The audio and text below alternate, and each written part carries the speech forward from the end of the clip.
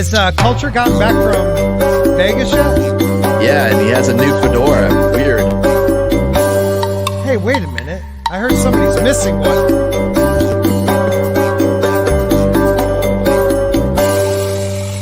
Since he's back, maybe you can turn this down. Yeah, I have to turn down my speaker to 37 to get through it. I think it's intended to boost excitement. Maybe. Always looking at the positive. He hasn't updated the Sporkerz membership thing anyways, so yeah. This has done more damage to my ears than I rap.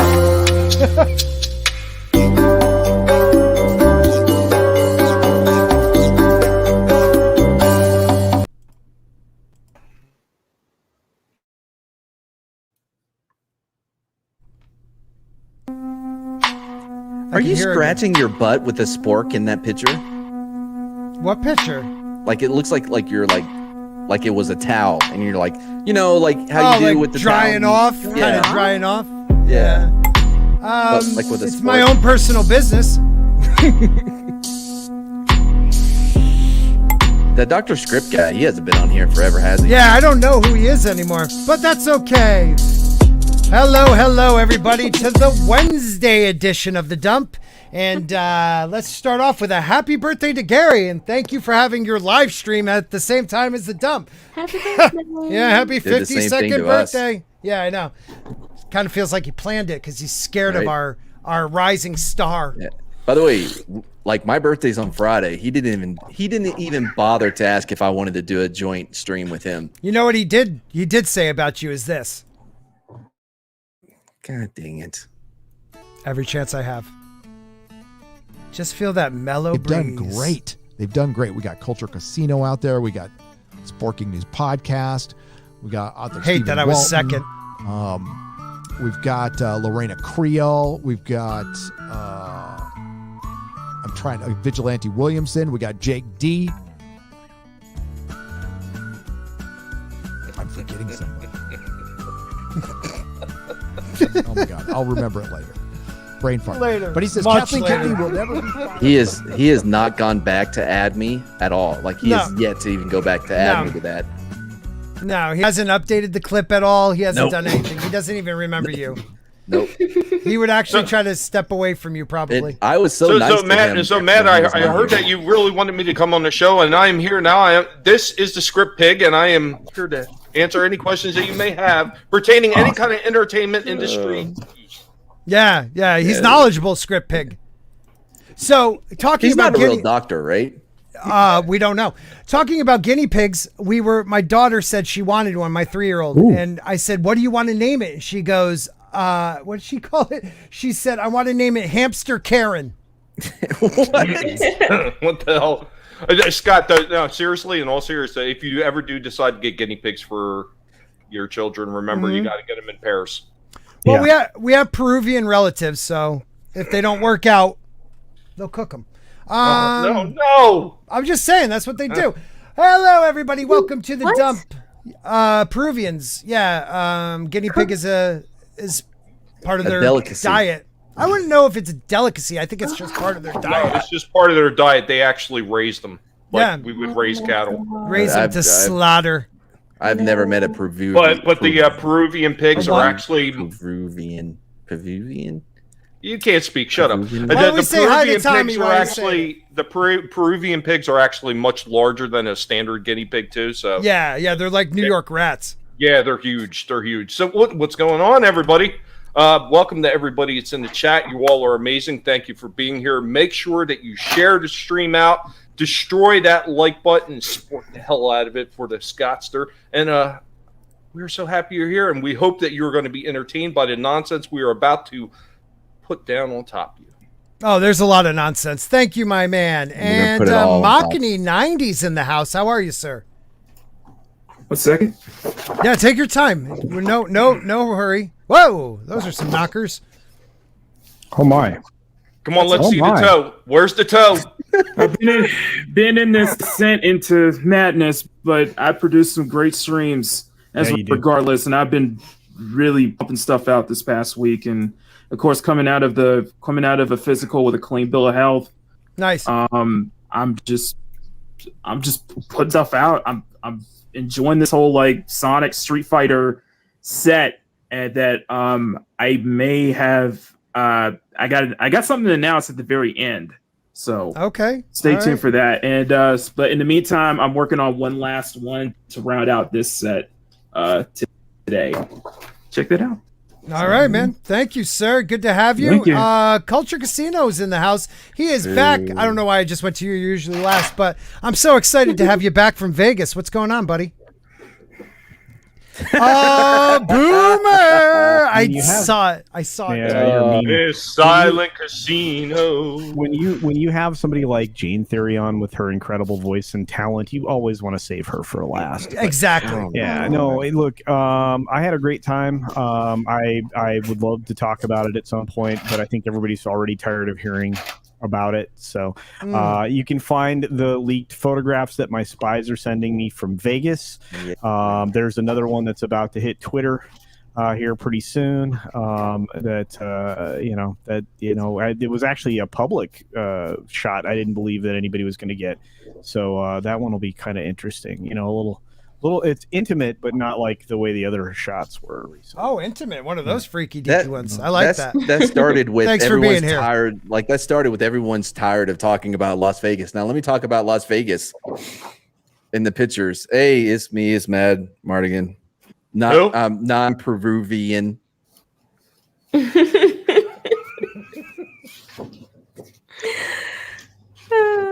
Thanks. It's not like it's my birthday week or anything. Well, I'm Jayne Theory. You can find me here on YouTube where I post movie and television reviews and occasionally some pop culture commentary. You can also find me on Twitch, Twitter, and Instagram at Jayne Theory. Wow, it would have been so much better if I wasn't muted and boomered myself. Okay, thanks for being here, Jayne. Totally didn't understand why no one responded to what I said. All right, we got Jacob Archer in the house, ArcherJacobBarton. He says, hello, welcome to the dump. Spork, your host, Scott, and guest panels. Please touch the like button. You know you want to. Please share the stream out too. Guys, like, share, and make sure you come back and comment because this is still up for auction. And it is actually, it's going to be, if you like, share, become a subscriber, leave a comment, and a blood sample, you may get this mailed to you. And right now, Shane Nolan is in the lead with like 7,000 tickets in the lottery. Ooh. By the way, just a couple things real quick. Like, we are keeping track of who is here. And if we see you over on Gary's stream, Yeah, we're gonna call you out. It will be noted. We're going to call you out. Like, if you want to just go over there and be ignored in his chat all night, go ahead. But I here, don't get ignored in his chat. I don't either, of so. course. Well, honestly, I'm not even subscribed. I've never been in his chat, but Okay. I hear there's a lot of people. Well, thanks for getting them all angry with me. Good day, TT. How's the north side of the planet doing today? Thank you, sir. Good to see you. Small Time is a member. Thank you, buddy. Hail, the intro music is too quiet. Yeah, some may say that if they're deaf. Brutal Morningwood. Hail, my friend. E. Clay Thomason. Hello. Sam McCabe, you want to come on? We'll send you a link. How are you, sir? We have the great Soul Assassin saying Hail Sporks panel in chat. Matthew... is it Birkland? He said Birkland. I don't think that's how it's pronounced. It could be Birkeland. Let me know if he's silent. But he said, but he does say barbecue was invented by cannibals. So Ew. information for the night. Always good to know. Yeah, right. Tina The Bojan. more you know. The more you know. I had an idea, like my girlfriend and I had an idea for a cookbook called, like, it was by the Donners, and it was called If I Ate Them. Oh my god. You You're are an not asshole. supposed to use jokes from our show from our animated show. Why? No one else is seeing it. Oh, shit. Well, yeah, because it's not done yet. Oh, my bad. Oh, you're doing an animated show? Yeah, we're writing a 24 episode animated show right now. That is You're the awesome. worst. You're the worst type of YouTuber, Martigan. You're throwing spoilers out there for a show that's not even out. No, one. And rumored spoiler. You didn't even say that this is a rumor first. How dare you? One, that was a joke that I did come up with a long time ago that I'm allowing us to use in the show. So technically, it's still my IP. You're going to have a lot of celebrity appearances on our animated show, and it's gonna make South Park look tame. Ooh. We're gonna be trouble. Could there be a little Sporky in there? Absolutely not. Oh, okay. Glad I have you on my channel, you piece of shit.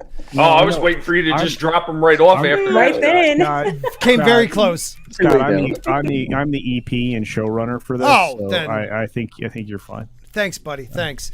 All right, so the 11 people watching us and not Gary, we appreciate it. Oh, we're up to 12. Sam, I just sent you the link, so jump on. I want to ask Tommy first. What is this, Tommy? This is the Umbrella Saber. This is the wondrous addition to the Star Wars universe that we can now see with their new anime style of cartoons that are coming out on Disney Plus. It's amazing. I mean, this is just, it's so stunning. It's so brave. It makes about as much sense as the helicopter sabers that the Inquisitor had in the Rebel show. And probably just about as important as the scissor saber that Rey had in the sequel trilogy. It looks like the Hi, you know, Nina. when you're playing pool, you have like that extender thing, like, you know what I'm talking about?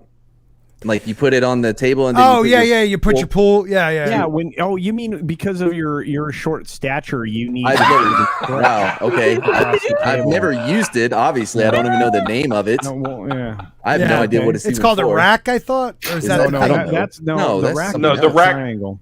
Yeah, the rack Yeah. is a triangle that you put the balls in place Oh, with. it's called the bridge. You wouldn't know nothing Bridge. about that. See, Scott wouldn't know nothing about that because it involves balls. So Yeah, I don't like Yeah. ball. I don't like looking at balls anymore. No, you don't like balls. No. Yeah. I don't Our like newest balls. producer Unlike makes it about Tommy, who balls. loves balls. I still have mine, Scott. Yeah, I have them, you dick. They just don't work. What, in the jar? No, they're in my wife's purse and my mother's. So let me ask you a question, Tommy. If you are, is this a Jedi or a dark? You know, is this someone who uses the Force? Because I don't understand why you would need this. You wouldn't need this. If you have skill with a saber, you wouldn't need something like this. This is obviously just something that's ridiculously over the top. And this is one of the problems with Japanese anime. And this is the problem I've always had with Japanese anime. Everything is extremely over the top whenever it's done in any of their cartoons. Right. Extremely. And that's what happens when you throw an IP at them and just say, hey, do this your way, and we want viewers. So, you know, anime is a big thing right now. Everybody loves anime, you know, because I'm they're a big moving fan away lately. from the standard cartoons because they're so bad anymore, like most of them are. Right. So Japanese anime is a thing. So they gave them this hoping that they could revive Star Wars, and then this is what you get. You get people that, you know, maybe they want to do something with the franchise and make it look good, but they don't understand the IP because really, I mean, this would be such a ridiculous weapon to even try to use, and I don't even know how they would be able to power something like that, let alone use this effectively, because the only way you could effectively use this is if you're holding it out at a distance and spinning it in your hands. It's kind of pointless. You're not going to really be able to do nothing with it. It's a retarded weapon. Okay. What show is it from? It's so awesome, though. It's not though. It By the looks way- ridiculous. And okay, you're waving this thing around. You're open to the center of it. Like you're vulnerable there. Right. Yeah, once somebody gets inside that freaking long handle, Yeah, you can't. Yeah, do get anything. inside you can't it. do It's nothing like- with it. Yeah. It looks like it's 8 feet long too. Yeah, it really, like, it has to be that long for him to twirl. I guess, like Jayne said in the back, like with the sheath or whatever, like and it didn't hit me until like a little bit ago. Like, oh, dude, why would you have it in a sheath? Like, it makes no sense. Like, Oh god, that's so dumb. That was another one. Yeah, Jayne, you want to talk about that like, do one? they have it on inside of it? Yes, Doesn't it? Can it you comes just tell out me something when you real slide quick? it out. It sparks like it Oh, it sparks. It sparks. Can they not Because turn it everybody's off? saying umbrella. Doesn't it look like a bicycle wheel with its Yeah. spokes and everything? Like, Well, I'm yeah, very confused. the reason I automatically went with an umbrella, because just like an umbrella, when you have the long handle on the end and you have this thing coming out the top, and it's the same. What would you do with an umbrella? What do you always see him do in a lot of the movies? They see him spinning the umbrellas. Right. That's exactly how this is used. That's why I said it was an umbrella saber. I don't know. It's But they're just- not Soul Assassin. They're not spinning it around separately. It would be different. It would actually be cooler if they weren't attached to anything. If this person were using multiple sabers at once through the force, that would be freaking epic. Right. But they're connected to a device. Right. Like it's me. Like, okay, hold on. It's like I'm spinning. Yeah. I'm spinning. You know, like it's the dumb. It's like you're blowing glass almost. I don't even know how to explain it. It's terrible. I mean, from a design, thought, engineering. It's not. It makes no sense. But I mean, come on. Do you remember Grievous had 4 arms and 4 sabers, right? That was freaking awesome, right? Yes. But he had the ability and the utility to utilize them, Right. Yes. right? Whereas this is just an accident waiting to happen. Right. So here's the thing, because I'm seeing this a little bit in the chat now, right? Like it's not real. It's a far, far away galaxy and over the top. Look, if it's complete nonsense, it takes you out of the story, because now you're like, wait, what the hell is this? You know what I mean? Like, who would use this? Like, it just it will take you right out of the story, because any person can look at this and be like, that's not smart. Look at it. When it folds up, where do all those blades go? Cut your hand off. Like, do you have to like kind of pull it close to you and turn each one off? Like, I could say like this would make sense if it was someone who doesn't like one of those like what is it? What was that movie where they all died at the end? Star Wars.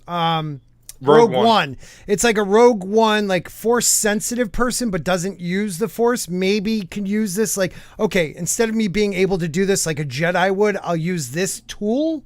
And I get what like Nina and other people are saying. Like, okay, it's ridiculous. Yes, but it's anime. It's not supposed to make sense.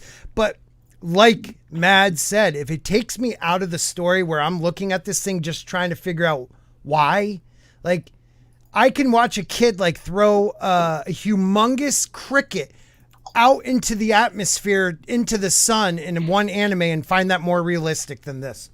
Well, here's another thing. I just want to make this point too. Like when everybody talks about Star Wars and how bad it's been mishandled by Disney, I don't think there's many people out there that would say that butterfly saber that Rey had in the sequel trilogy in that small clip.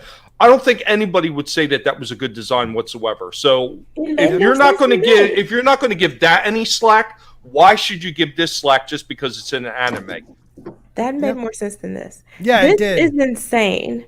And even if you're saying that the sabers turn on when it expands, maybe that's what the different little whatever these are do. Yeah, it's still ridiculous in a fight. Because the other person can just hit you in the middle. And then it's so huge that when you're waving it around, you're open on either Well, you know what? Here's the thing, Jayne. Let's say this guy is spinning this thing, right? If you have a saber, all you have to do is put it right in the center, and you can cut all the arms off all those sabers. All of it. Oh, my God, yes. Yes. Is there video of this thing in action? Because I want to see how it is being like utilized. There's a short like video. If you could find it, showing it, but if you could find it, let me know. I want to know what, because Sam puts a great point here. He calls rules of what makes fantasy great, not lack of them. So Sam, touch on that, and welcome to the party. Well, thank you, welcome. Great to see you all, by the way. No, what I meant to say is that when I say rules of what make fantasy great, what I meant is that the idea of a consistency is important, because ultimately you're going to end up asking more questions than you answer, and then you're going to create a million different plot holes, a million different questions, and it's just going to make your universe fall apart. You need to have rules so that you have a consistent way of operating, as it were. Right. Now, it's just like I'm really happy we're having an actual debate with the people in the chat. Like, people are defending this, and that's the beauty of like our fandom. We're supposed to debate these things, but like, I understand that things evolve, sabers evolve, but how is this at all? I just don't know. Can't see you moving it quick enough without hitting yourself. It's impractical. That's the word I'm looking for. It's impractical in battle. That's what it looks like. It's ridiculous. I think there's a lot of things they could have did with a ridiculously over the top saber, something that even technically could have been really impractical to use, but they could have did it in a way where it wasn't quite as ridiculous as this. Right. Yeah, and Nick says it too. The butterfly saber was just like it's a kind of a copy of a Darth Maul's, but you could fold it. It was clearly done for visual aesthetic. It's clearly done for the visual flair. I mean, this, for goodness sake, it looks like he's about to take off a la Mary Poppins, or it's like a bicycle wheel or something. I have got no idea what he's going to do. Is he going to switch it on and fly away, or is he going to roll away like a bicycle wheel? I have no idea. You better Mary Poppins that son, like for real. And it'd be great if you could, like, take the shit out of your pool with it too. Exactly. What were you going to say there, Makani? I want to share something real quick. Please do. I'm going to share this real quick after you, before you share yours. This is a different version, like the actual and then the newer version of Darth Maul's saber. See, you got the one on top. That's the original. And then you got the one on the bottom. And you would have to be a master Jedi to use the one on the bottom. I just don't know if this person is a master Jedi. I don't know. I think that one would make you a master. This one? Yeah, because it's like, how much work do you have to do? It's like, I mean, all the different kyber crystals and everything. That's pretty interesting. All right, Makani has something here. Let's take a look. I do think that those are boobs. If you want to go if you want to go for the umbrella style, I don't think the way it could work if it's done like the Setsuka from Soul Calibur, where it's a lightsaber that's hidden under an umbrella. You know what I mean? Okay, like you pull, like almost like a cane, weapon. Like the hidden cane and the swords. Basically. Why would you need it to be that big? That's a good question. And that's even smaller than. Okay, so don't drop out with that, Makani, because I'm going to switch back and forth. Yeah. You have that, and then you have this monstrosity. It's massive. Now, if it was smaller, like something like you have here, like that's a little bit more capable of using that as a weapon. But even then, it's a very impractical weapon, and it's the same thing that I had the problem with Ray's double-bladed butterfly saber, because it worked like a butterfly. In order for it to fold over, there had to be a centerpiece with the two hinges on either side to fold that thing over, because that thing doesn't just have a center joint where it could fold out. It would never fold flat. Right. So that it makes no sense. Why would you even have that? Because you can't use it as a single bladed saber at all if you have those two blades sitting there. I actually put it together with my own sabers and tried to use it, and it was so ridiculously impractical to try to use that it was not feasible to even have that. It made no sense whatsoever. You're either just going to have a double-bladed saber or you're going to have a single-bladed. It makes no sense to have something that's foldable. And it's the same thing with this design. It's completely impractical. It makes no sense whatsoever. And it's done for just visual effects. There's no need for it. Have we forgotten that they learned to use sabers as toddlers? They don't need any of this. One traditional good old-fashioned saber they can use to fend off whatever's coming their way. Right. And so Nick I'm just going to let this play. I'm just going to let this play in the background. Just keep an eye on it. Hopefully they don't nail us. Go on, Makani. And I was going to say, Nick makes a good point for ridiculous weapons such as Cloud's Buster Sword in Final Fantasy VII. Yes, it's ridiculously huge. I totally get that. Look at that. Did you see that? Yeah. Hold on. Let me go back because I was not paying attention. Hold on. There you go. It's right after this. Okay. Well, kind of. Well, I know. I backed it up even a little bit more. So you just jam it in there? Look at that. What? Some of the style reminds me of Gurren Lagann. So they're going for the samurai It's not a samurai sword, though. No. And it's almost like that makes no sense. Like, are you lighting it up and pulling it out at the same time? So now right there, that person has an actual umbrella. Is this the weapon or is this just No, that's just an umbrella. Different story. That's just a quinky dink. Sometimes an umbrella is just an umbrella, Scott. Okay. All right. Yeah.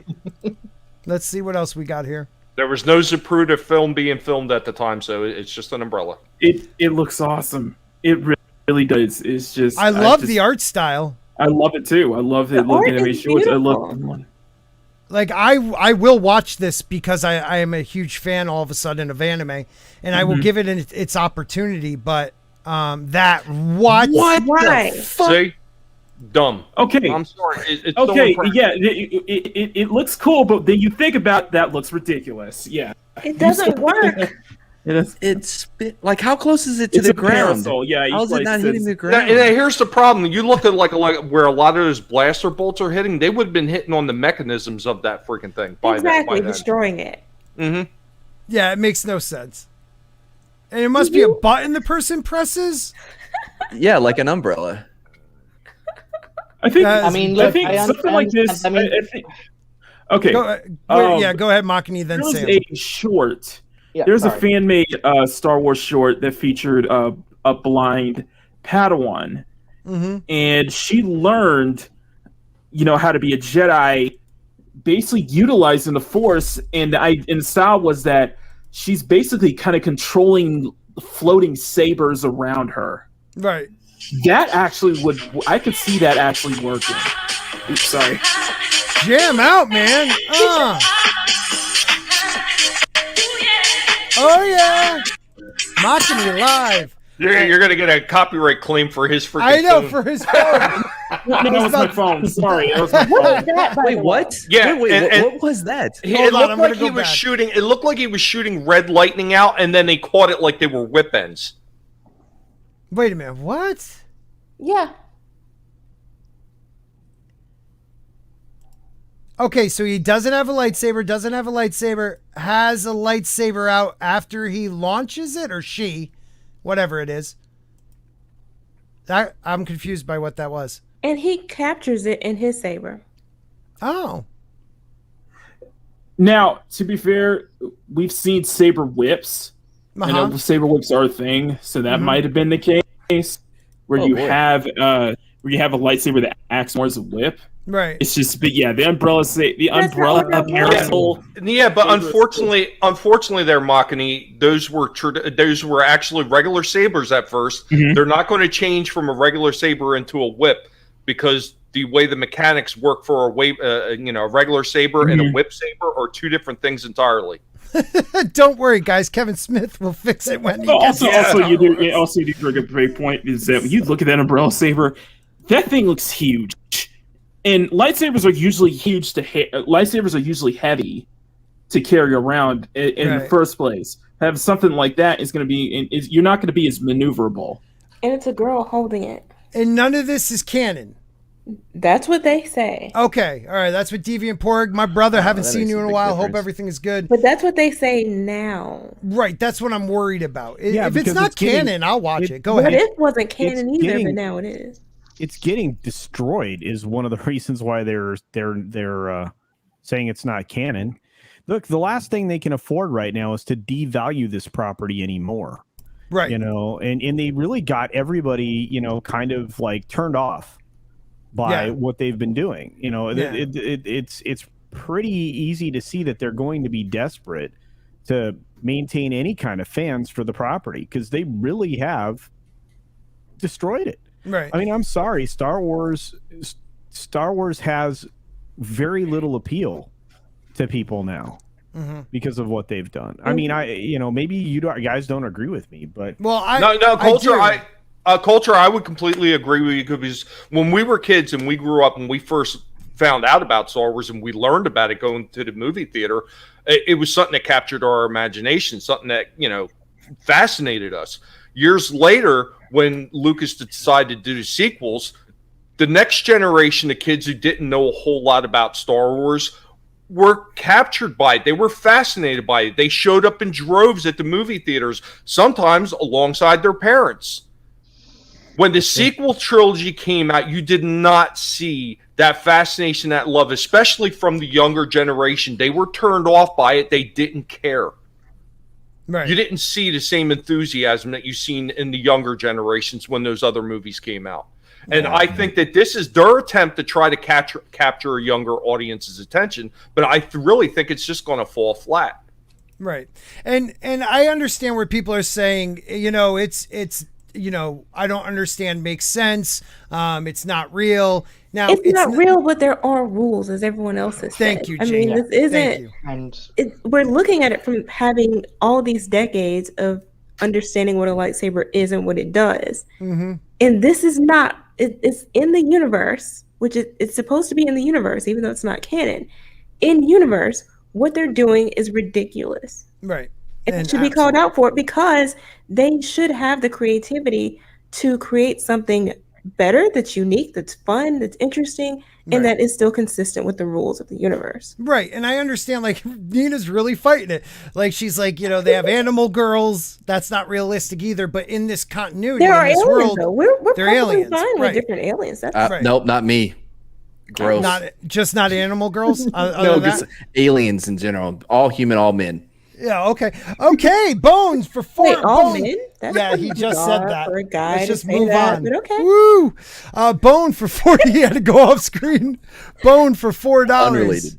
Super sticker giving us a bone. Thank you, sir. I really appreciate that. Thank you to everybody who supports, you know, the channel. I really do appreciate it. It is a parasol, I guess. Parasol. Yeah. Parasol. Parasol's the word you're looking for. Is that like an umbrella? Well, no, a parasol is actually much smaller than But an it's umbrella. like the little one women would carry. It's a little Okay. tiny one that they use for shade, and it Okay. would be much like you've seen in those other pictures with the anime that Mock was showing. Yep. Umbrellas for rain and parasols for the sun. Oh, okay, gotcha. Nick McCabe, brother of Sam, says, yes, it looks beautiful, but I still worry. After all, it's coming out of Disney. How much influence did they have in the writing room? That's another thing. What are they trying to come across with? But I'll give it a chance. Influence, though, because, I mean, one of the things they're promoting in the commercial, and this is what I said, was you have all of these little super-powered, overpowered female characters, one after the next. And it just seems like this is the Forces female agenda at play. Yep. I mean, I wonder if Headland has a hand in it. You never know. Christ. Sam, what were you going to say? Look, from what I can see, I mean, I remember, I think it was Brandon Sanderson, the author of the Mistborn series, who said that it's okay to err on the side of awesome. I think that this is what the trailer is doing, trying to err on the side of awesome. But the problem is, as Jayne said, just to add to what you said before, things do have to make a sort of sense. Because if they don't make a sort of sense, it's just going to be a free-for-all, and everything's just going to be wild, and it's just going to fall apart. And I think in this case they're just erring on the side of awesome, because honestly I couldn't make head nor tail of what I was watching, particularly in the latter half of the trailer. I didn't even know what I was looking at half the time. Right.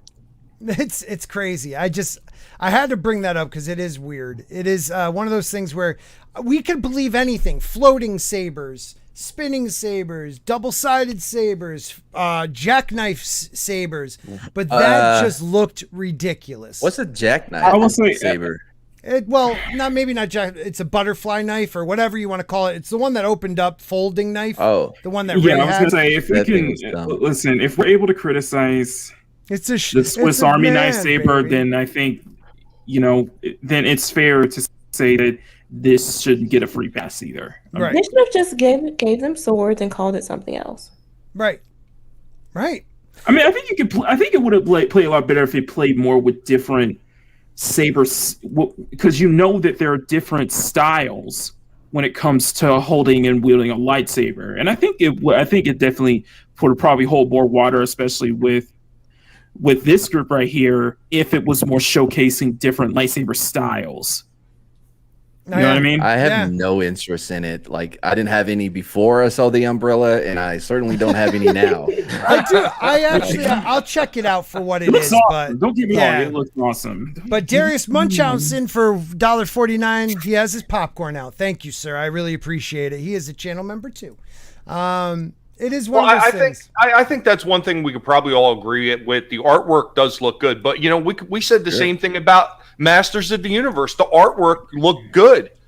It didn't, you know, well, minus a few things, but I mean, for the most part, the artwork looked decent. But you know what? If you've got no story behind it and it doesn't make any sense with you know, with everything that everybody knows about that particular franchise, it doesn't fit. And you know what? Why should we not get what we expect out of these franchises? These franchises are made for us, no matter how much these writers want to claim that it's not. Right. Because if it isn't made for us, who's going to be watching it? Well, that's it. Right. Are they quality making... will out. Say that again, Sam? Quality will out. It will eventually speak for itself. I mean, it looks fantastic, but if the writing's crap, it's not going to save it. Well, and this is all done by different studios, so it's different shorts like Animatrix. So we're gonna have some really good ones, and I think we're gonna have probably some mediocre ones. We'll probably have some bad ones. We won't know. So Yeah, I didn't care for the Animatrix stuff either. We do I like know the game. Disney approved them, though.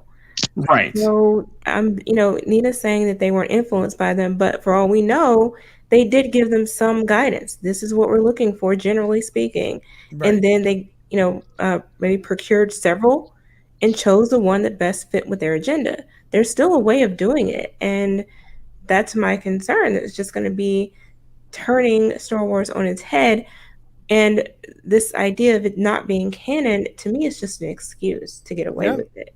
Yeah. And you know what else sucks? And that's it right there. It's the excuse. We're gonna slide in anime because that's the hot ticket right now. Because you know why? You all destroyed American style cartoons.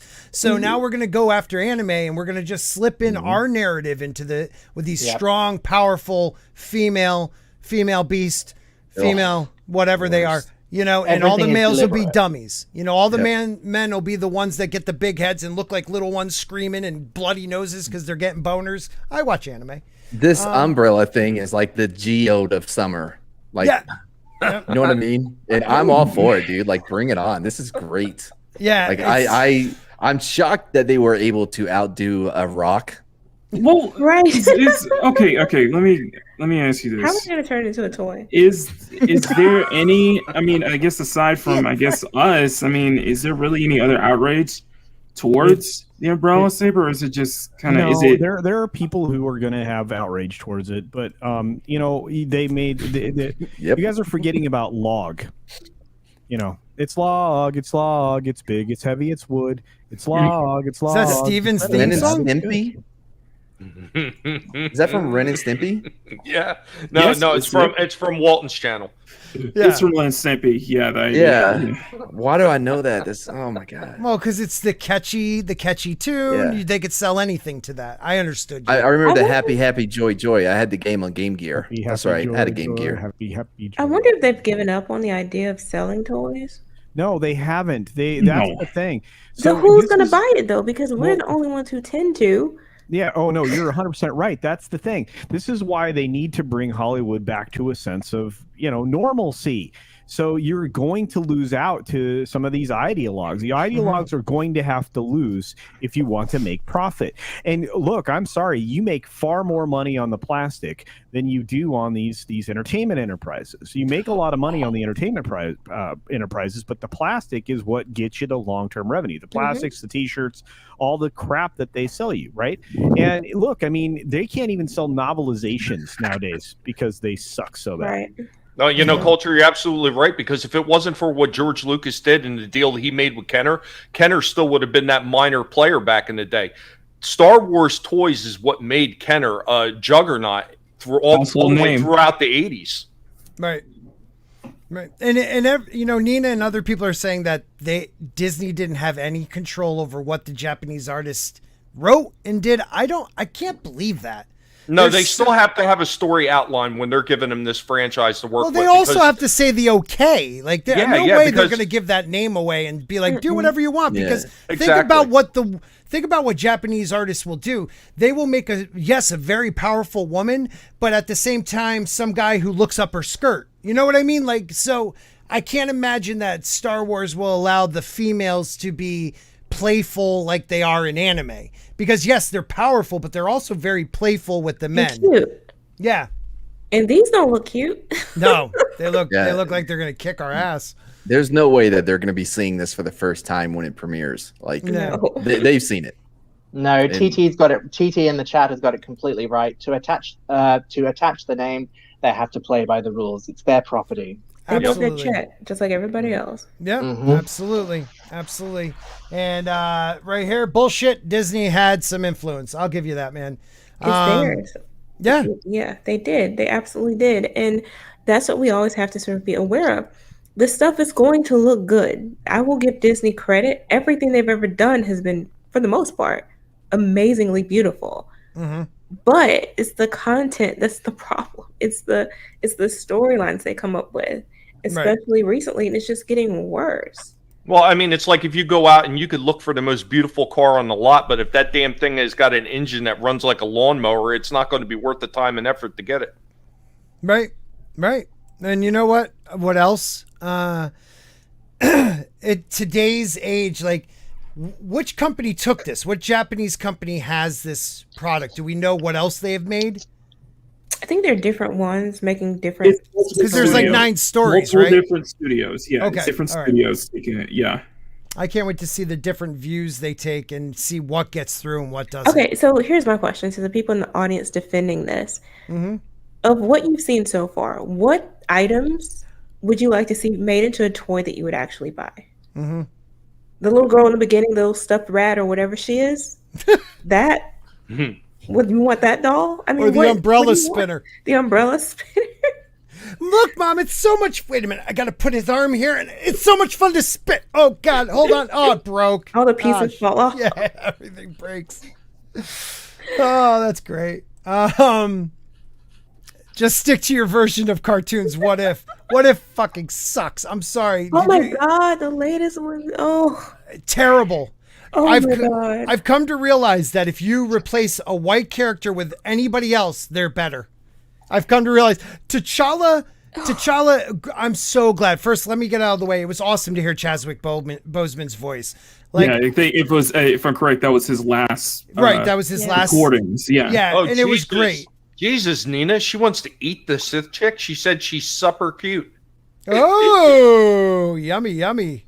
That's not super. That's supper. That's super. But What If was a hot mess again. I'm sorry. A lot of people like it. It was a hot mess. Like from Jump Street, like he's a superstar. I thought that was okay. I'll get it. Ha ha ha. The other Star-Lord, no one knows who he is. This one's like changing the world. He's Robin Hood. But there were so many issues I had with it. Did anybody else watch it? What were your issues? Did not watch it, but I'm glad they stuck with it being a man. I saw it, but what I didn't like is that first of all, it was so incredibly boring. And it seemed like a rehash of the original, just with T'Challa in it. And it's crazy because I think they could have done so much more. Right. If you're going to do the swap, and I know Nina, in our discussion with Az on the subject, she doesn't like the idea of the swap. She likes the idea of they're making changes that change the world, right? Right. But I feel like even if you're going to do a character swap, which is pretty simple, straightforward, Mm-hmm. you still should bring some character of the character into their new position or role. And that should change the story in some way. Right. Here, it's beat for beat, more or less the same thing. And I don't know how that would happen when they're two totally different people with two totally different backgrounds. Right. It's not like Agent Carter who made one decision that changed. This is a completely different person. Yeah. You know? You would think it's supposed to be. Yeah. And it makes no sense. It makes no sense. The amount of internal debate that went on in the What If conversation is legendary, according to some of the people that I know that were involved. Yeah. So they tried telling the What If differently, not just with a different character, but with different elements of the world or one small change. They did in 2 of them try to honor just changing the world rather than the character, but for whatever reason, those didn't quote unquote work. What? So so I mean, and again, this is reportedly from people that I actually know. That's kind of where it went. And again, I mean, I've seen this, circumstantially, I get to see things occasionally well before other people do, or at least parts of them, clips. Mm-hmm. And so it makes it so that I'm like always, trying to figure out what I can and can't say without getting somebody in trouble. But So it's just, it's frustrating to me because it's like, they knew kind of where they wanted to go, but they went about it, in my opinion, in the worst ways possible. Mm-hmm. So, well, I mean, that's one of the things that they had a lot to draw from too, because the What If comic book series for Marvel started all the way back in 1977, so they had a whole wealth of material to be able to pull from, and that series always did really well for itself. Yes. I just don't understand why they had to just take everything that was that came before. I mean, they could have changed it. They could have done something a little bit different. But why couldn't they have stuck to the same formula that was already proven successful? Why did it got to go in this other direction? Because they had already started to change the characters all along the way, and they couldn't just go beat for beat from the books. I mean, you know that a lot of these characters didn't exist in their current iteration in the books. I mean, think about how different the Guardians of the Galaxy are as opposed to, you know, the books, right? Oh, the original team team was much different culture, much different. But I think the difference is how they work. Read this down here, Tommy. Tommy, read this down here. Are they only doing, because I had that question too, TT, is what if going to only stick to stories from the movies? I'm guessing it kind of seems like, but you know, I wanted to hit culture with that though. Ahead. I mean, oh God, now where were we? What if? So we were talking about our sources that we have that have been... we were talking. Shut up, man. We're talking about the fundamental differences in the Guardians. Yeah. So I think one of the things that they did differently is, even though they changed the original lineup of the team, and even way the characters were portrayed, because Drax didn't look like that, Star-Lord didn't look like that. The only two that kind of looked similar were Groot and Rocket. But I think they did it in a way that it was still enjoyable. And I think that's a thing that they're missing out on in this What If series. Yeah, you can change it, but if you make the characters fun and you make people excited enough to want to watch it, you could have a success, but they just don't seem to want to do that anymore.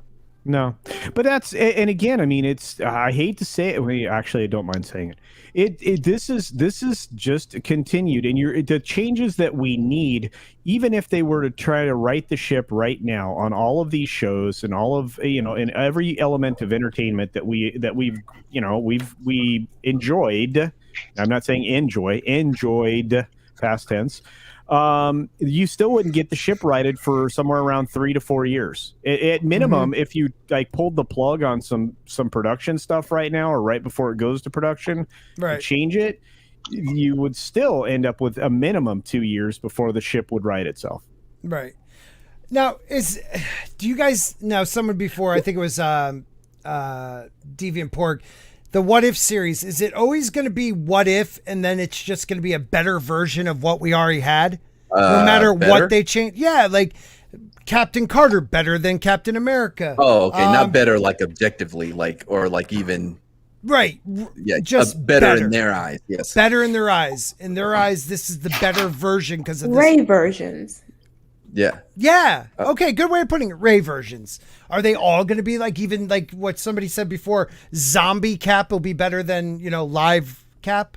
Well, here's a question for you, Scott. Do you think that maybe this is just a soft reboot for the whole Marvel universe, testing the waters to see how these characters play out? Right. I bet you if people like a version of this, except for Chadwick Boseman, like if they love a Peggy Carter Cap, I could see her coming into the MCU. I believe hers will absolutely. Well, don't forget, I mean, everything is leading up to Doctor Strange. So Doctor Strange can reset this whole entire MCU and pull people from different, you know, multiverses.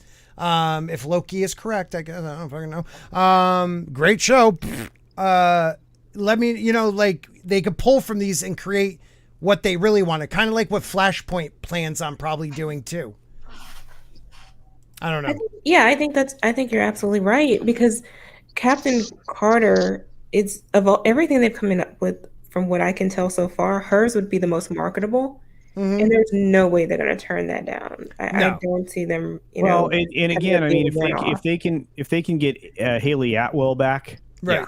And I don't doubt her wanting to come back. No, because here's the magic formula in Hollywood. If you go up to an actress and say you get to be an action star, they're going to jump at the chance. Right. You know, I mean, Script was saying that the other day on the Tuesday tirade. That's absolutely every female, you know, actress's, like, that's their dream gig. Right. Can she put on enough muscle to play her? Love you too, Nina. Maybe not. Love you, Nina. Yeah, and jump on whenever you want to, Nina. You're in the chat or in our DM. She's in our DM. That's another thing that you have a valid point there, though. You know, like the idea that they could just, I don't know. I think they're really going to try to reboot the whole thing. Why not? Why not? Well, they actually have put themselves in a position where they have to.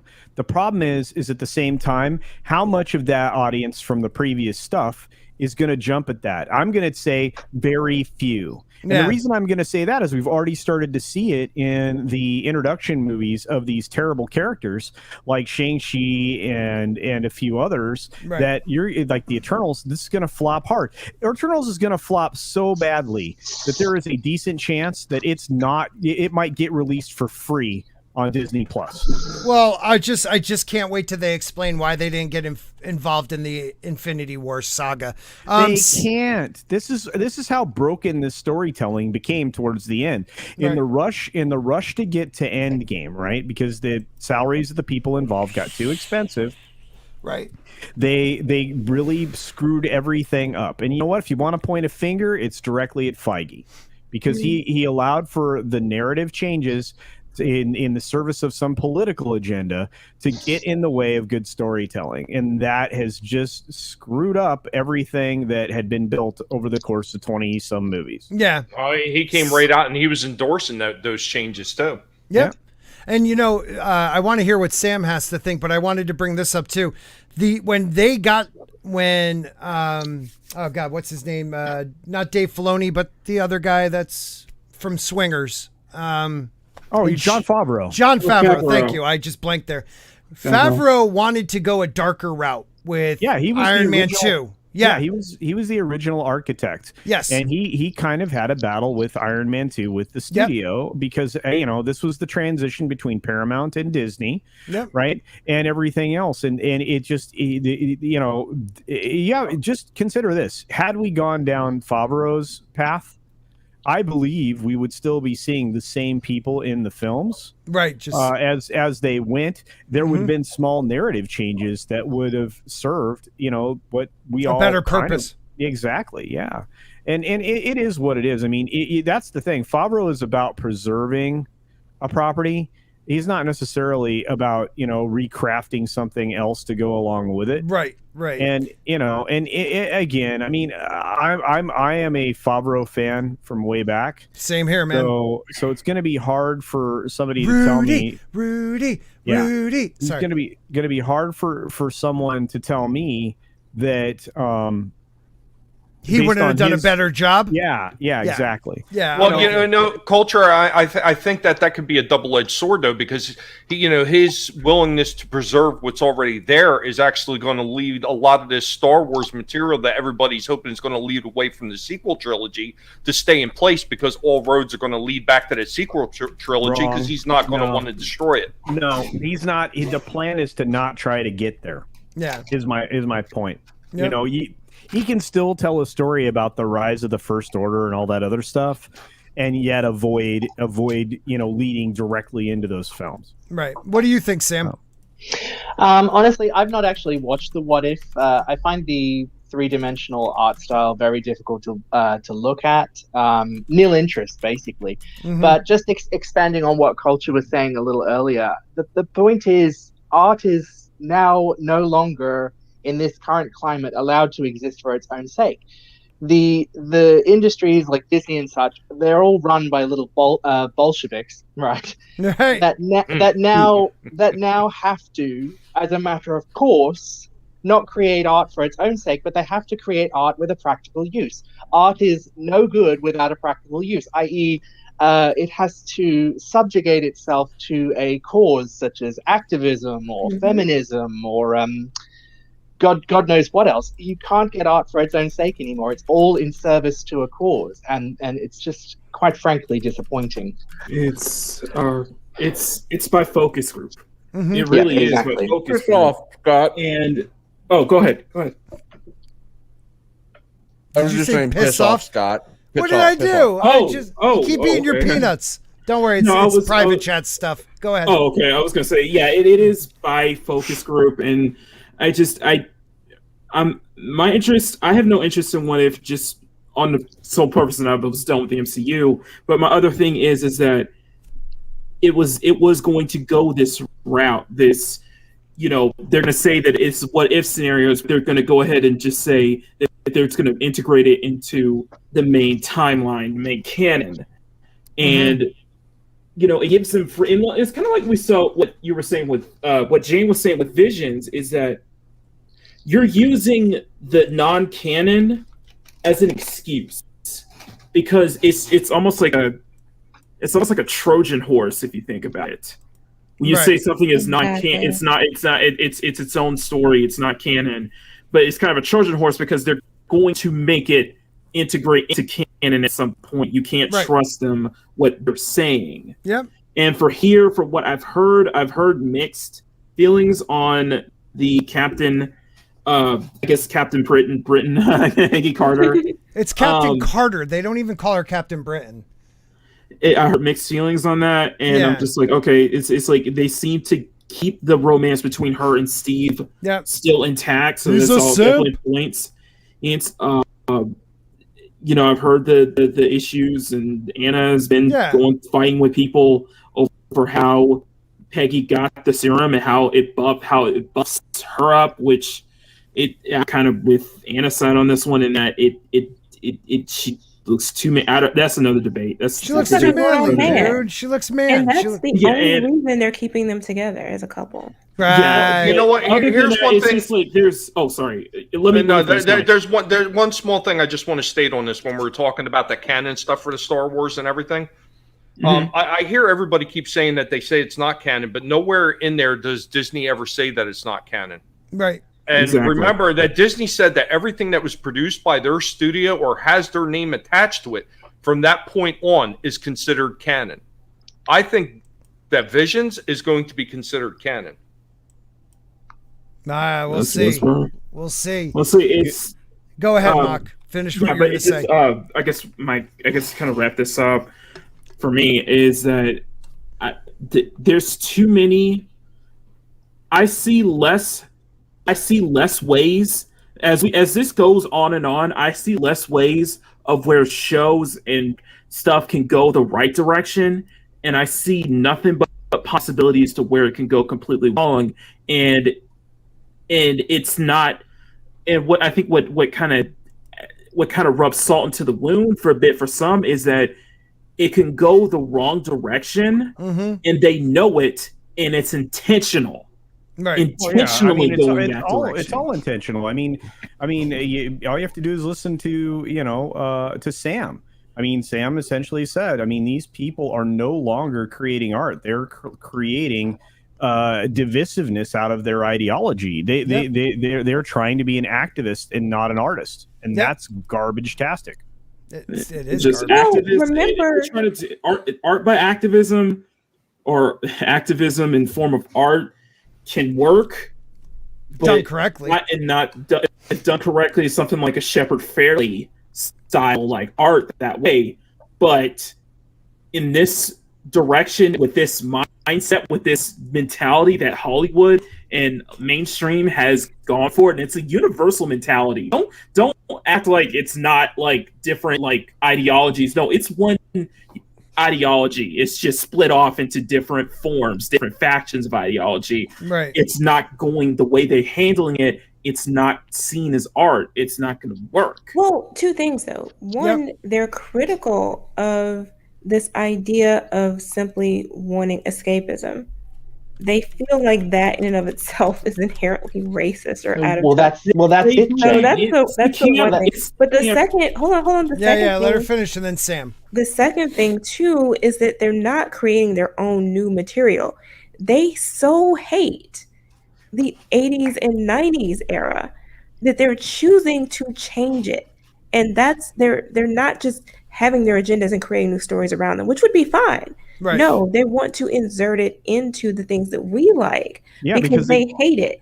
They can't make their own shit. They can't make their own shit to compete with the stuff that's good.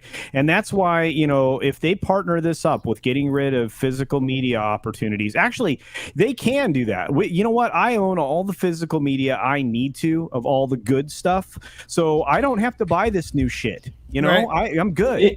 And Jayne, just to kind of answer what I was going to say, it's that same camp of all art is political.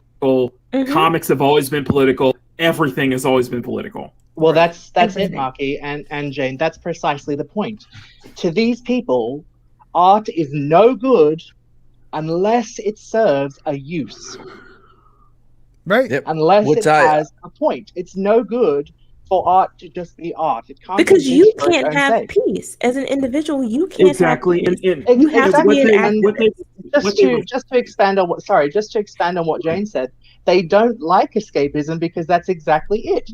You know, to them, people can't just watch a movie or look at a piece of art or read a book to escape. No, it has to have an ideological point. It has to be in They service to feel the cause. need to be preached to. They hate Exactly. Well, Or else they it's say no it doesn't good. have. Okay, Sam. They say it doesn't have a purpose, but escapism, being the way to take people away, being a way to just express how art, being a way how to just express how people feel and stuff. That's the purpose. No, I understand. They what don't you like mean. that purpose. That's not exactly what I was driving at, but I understand what you mean. Right. No, I get you. I agree, but that's not what I was driving. So what at. are you Yeah. driving at? Nail it down Well, now. The idea that the practical use is that it's got to be in service to a cause like activism or politics or Right. anything like that. But in terms of escapism, yes, that is a use in and of itself. I'm not saying that art is completely useless, but then again, it's also up to the person viewing the art, like the film, to take from it what they will, which Right. is what you're suggesting, that they can still take enjoyment from it, etc. I don't know if that makes any sense at all. But no, I'm it kind of does rambling. because Oh, it completely if makes their sense. if their escapism, kind of like what Nick's saying right here, your great brother that shares a YouTube channel with you, Nick and Sam McCabe, if their escapism doesn't, it's not just from them, but if it doesn't insert them, then they think it is an It's no ist good. or an ism, it's not good, and it needs to be recreated with them involved. Exactly, That's the yeah. problem. Yeah. I think okay. that. Oh, sorry. Go ahead, Jayne. No, I was just gonna Yeah, on I'd a rather James speak. subcultural level. I get that. Something else that I see happening, and this is happening specifically in the Black community I've noticed, is that you're seeing this push, particularly among younger professionals, 30s, 40s, who are well into their career, who've established themselves, who are moving away from politics and the drama and hysteria around activism, Right. and just moving toward enjoying their lives Yeah. and living their best life, being criticized and attacked by the far left It's sad. because we're not activist enough. We're not Right. Well, in the well, that's it. protests That's and all You're this. Yeah, and then basically that's the white. thing. That's the thing, It goes to if you're not activism enough, then you're not Black. Well, that's Right. Yeah. Exactly. You're white guys, but adjacent. that's exactly the point. That's the problem with activists. They're convinced that everyone else in the world has to be an activist too. No, they're not convinced. They want to bully. They bully. They And you're do right. bully. I understand Everyone what you're else- That's saying. the thing. They Right. can't leave you alone. You have to be an activist as well. Everyone has to conform. It's ideological conformity. Yeah. And if they can bully you into doing so, they will. Right. No They're- longer, Mad, I'll let you go next, but no longer is silence like a golden thing. Silence No. it means you are accepting what the left doesn't agree with, or whatever agenda, you're not agreeing with them. You have to speak up now. Go ahead, Matt. Yeah, no longer can you stand by and not say anything. If you do, then you're just as bad as the people we say that are bad, because there is no nuance, there is no in between, there's no neutral side. Yeah. It is just, it's just the left or Yeah. the bad guy. It's- You're either good or called, you're bad. It's And- called manipulation, Mad. They're Yeah. trying to manipulate people into It's taking a manipulation, position, and yeah. particularly one they want to agree with. Right. And then And you I- can be as miserable as they are. Oh, Exactly. Well, you know Yeah. what? Now, here's the thing, though. Even if you agree Perfect, with them, Jayne. that doesn't necessarily mean that you're safe. And we seen that when they had all those riots going on out west, because there was people screaming, "Oh, we're with you, we're with you!" And what happened? They had rocks and everything else thrown through their windows. So even if you Mostly agree with these peaceful. people, it does not protect you. It's insane. Well, it's not even just that. It's you could be their poster child for what they agree with until you say the one wrong thing. Exactly. And then they tried to destroy. It's not even cancel you off of like so. No, they it's tried to trying to destroy your life, man. And You it's can like They- a tweet, yes, and They your want world is you- ended. And the people who say we're being conspiracies. No, we've seen this shit in the comic book industry. We've seen this shit in all the industries. It's not just that they want you to destroy your life. They want you to self-delete yourself. Yeah, they suck. They Right. That's why I want you try to be self- critical of everybody. yeah. What? It's like, you know, 6 Degrees of Kevin Bacon. It's the same thing with tweets and what you like. Like, if you like a tweet and that guy happens to follow a guy that follows a guy, and it all leads to, you know, Hitler, you're like, oh, man, he's basically.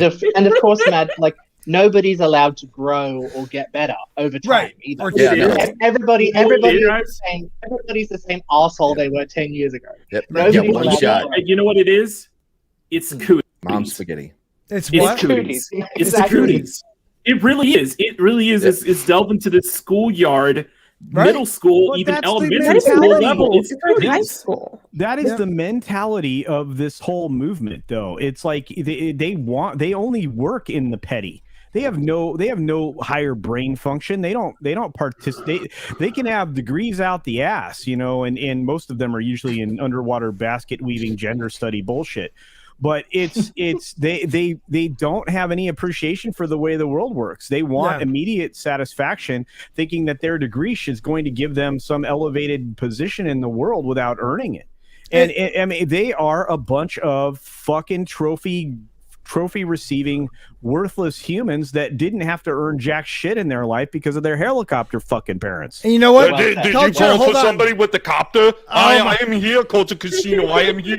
I am here to get you on the chopper. We will get you on the chopper. We will get you vaxxed about 16 times, and you will love everything that we are putting out in Hollywood. You will love it. Just do it 16 times. Get that vax. Don't worry about your freedom. Stop worrying about good TV.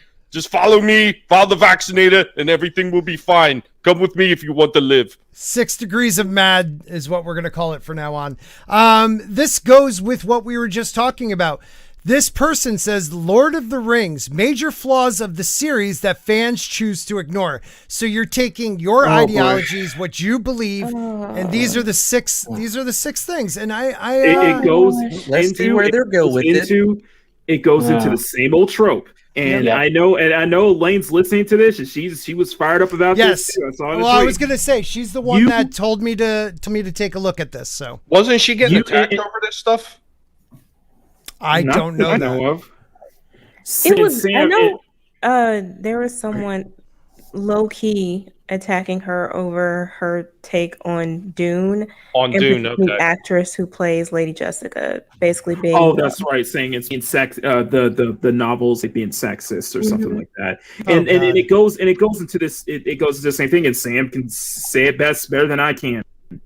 You're trying to look at older properties, older stuff with a modern lens. It doesn't work. It never works. It's a little phenomenon. They do this in history all the time. Yep. It's a little phenomenon called presentism. Mm-hmm. Yep. It's but the so thing true. is they're not even. I wouldn't even say in this case they're doing that. I think what's happening is that they are simply lying or they're ignorant of the material because they're lying. Right, because in Dune, you don't have to make Lady Jessica a warrior priestess or whatever. She's incredibly powerful. Hell in yeah. her own right. She's scary as heck. Exactly. Like, what do you mean that you have to make her more strong? That doesn't even make any sense. Right. She can The kill thing is- you just by the thing is, speaking a Jayne, Hold on word. one second, Sam. Sam, hold on to that thought because culture has Sorry, to dip. sorry. Culture, don't apologize. It's culture. my He fault. has to dip. Yeah, I got to step out.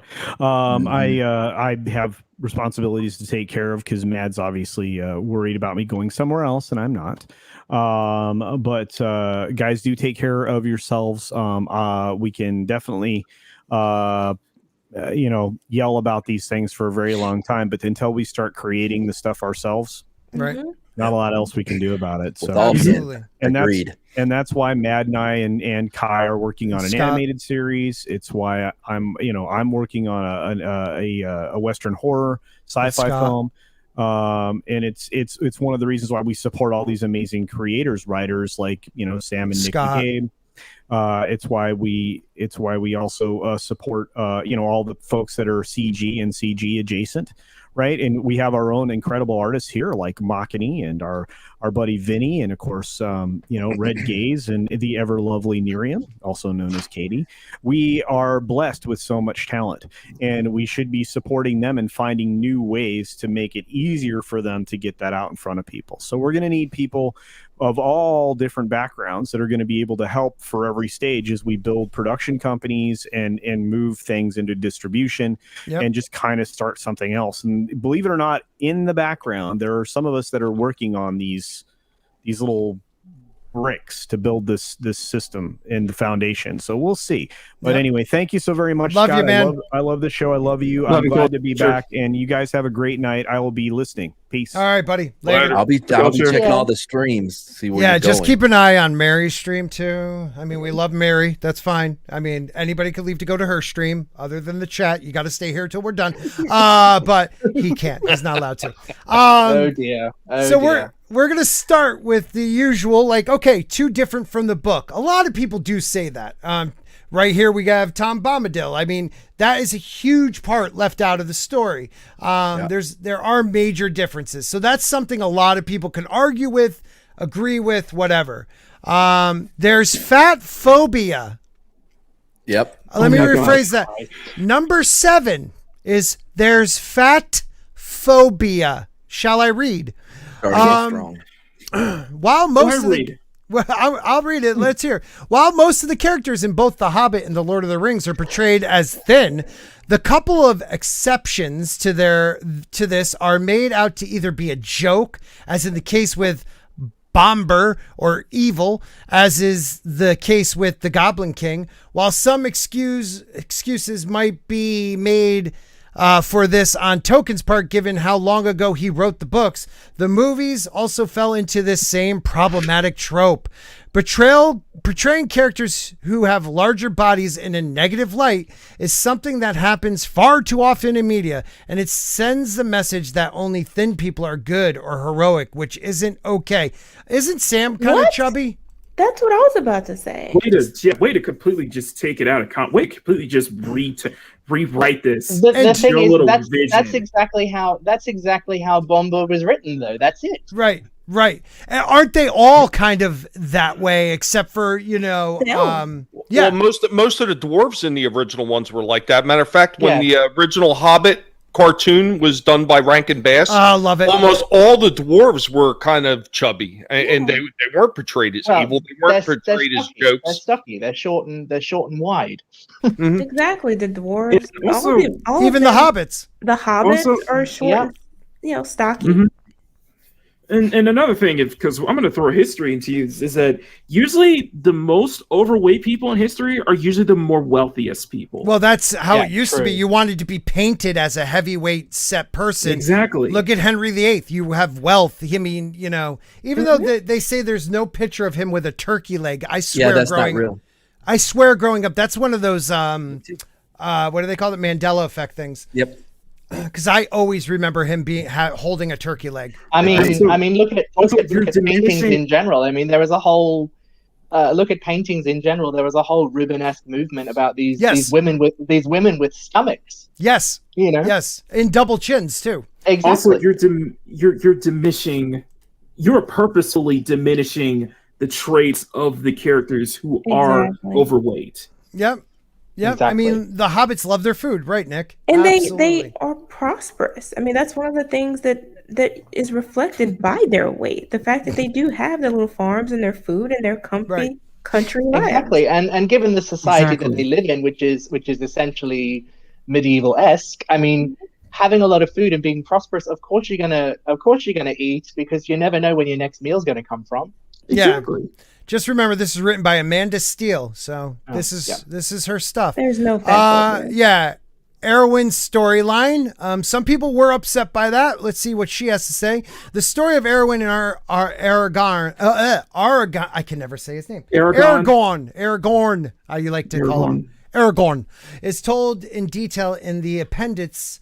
And this story was woven throughout the movies too. While Arwen might be an interesting character, her story does feel quite outdated. Pretty much everything about who she is revolves around, oh my God, Aragorn. As soon as they meet, Arwen doesn't have really anything else going on for her. Okay, and she seems to spend, let me finish it, seems to spend most of her life waiting around for him. She comes across as a useless damsel instead of an autonomous being. She also has to wait for her father's approval to marry her love, even though that's medieval. So it does come across as a love story. Doesn't she fight her father over it? But anyways, go for it. problem with this? Okay, first off, you are. I'll let Jay go, but you are basically. You lose me at when you say outdated. This is straight out of the Anita Sarkeesian playbook right here. Okay? Just because the character is a damsel in distress doesn't mean they can't be strong either. And what's wrong with her being a damsel in distress? What's wrong with her loving a man? Right. What's wrong with her wanting to get married and have kids? And not to Why mention, is that a there bad was thing? Is she a damsel in distress though? She's to go powerful, into Sam. She's detail, incredible. As an elf, she's incredibly powerful. Yeah. exactly. I mean, to go into detail, I mean, she's got basically a divine bloodline for starters. Yes. But also there is an element of hypogamy in the story. The idea that Elrond would not let her marry Aragorn unless he was king. Right. He wanted his daughter to marry up. Right. He Not be didn't with a want his daughter loser. to marry some loser. Exactly. Right. Right. I mean, how many decades did he just sit around with them? You know, like I know the story of Aragorn. I can never say his name, but she waits for him to become the man he needs to be. She's not waiting for him to save her. And that's to say nothing of her actually giving up her immortality and choosing the fate of men. So Right. Yeah, It's I think so she played stupid. too many games with him. I think she should have been up front, like when he was a kid, when they met. Like, why you gotta because make at me that wait? point, he wasn't anything worth her time. no, exactly. Right. Right. He was beneath her at the start of the story. Yeah, Right. right. And if they're talking about the movie, when she finds out that her father did lie to her and not tell her the whole truth, that he saw a child in the future, she fought for that love and said, I already gave it away, so I am bound to him and this world. So she didn't wait for his approval in the movie, if that's what we're talking about. She Yeah, did. but you know what, Scott? These type of people, they can't help themselves. They got to look at these franchises from their new modern perspective and how they think things should be played out. Right. And they don't like it, so then they just start nitpicking at everything that they could do through that modern lens, as Sam said earlier. And also, Arwen has agency. She actually made the choice to stay. Right. She didn't go. She They don't stayed. Because like the her character who choice, is though. a damsel in distress doesn't mean they can't have agency. They don't like Well, exactly. her choice. That's the problem. She has a choice, but it's not the choice they want her to make. No, of course not. Actually, the damsels in distress in this at the beginning are the hobbits. You know, early on in the story, it's the hobbits, mostly Merry and Pippin. You know, they're the ones that need rescuing all the time. Erwin rescues them when they get off the was it hilltop or mountaintop or whatever, flat top, where she Weathertop. Weathertop. I knew there was a top involved in it. You know, like she's the one that in the movie rescues them by taking all the 9 out in one fell swoop for, at least a while. She's very powerful. And for this woman not to see this, she's watching it to find issues. It's not woefully ignorant. Yes. But also, it doesn't fit their agenda. If she had married a woman, you wouldn't be hearing this. Not at all. If Aragorn was a woman, yeah. Go ahead. So yeah, they're so quick to want to project their modern sensibilities onto these old stories of love and whatever, but it's not as if like today's modern, they're not exactly a beacon of joy and happiness. You know what I mean? They seem very miserable, and yet they want to tell people like, oh my god, women could never be happy like this, like be me and miserable but gay. And Sam, knock it out of the park with this one, because she literally is. Look, I was actually referring to the next bit. That's a different. Okay, I'll go right to it. No, I know who you're talking about. She kills the king. All right. Mm-hmm. This is the ring allegory is too religious. The ring. For a I don't start, think the ring it's is not an religious allegory. enough. Yeah, go ahead, Sam. For a start, the ring is not an allegory. Tolkien despised allegory. In fact, it's applicable, not allegorical. In other words, it's up to the reader to take from it what they will. This thing about the ring being an allegory is bullshit. Oh, I love having you on. It's like Script Doctor is with us.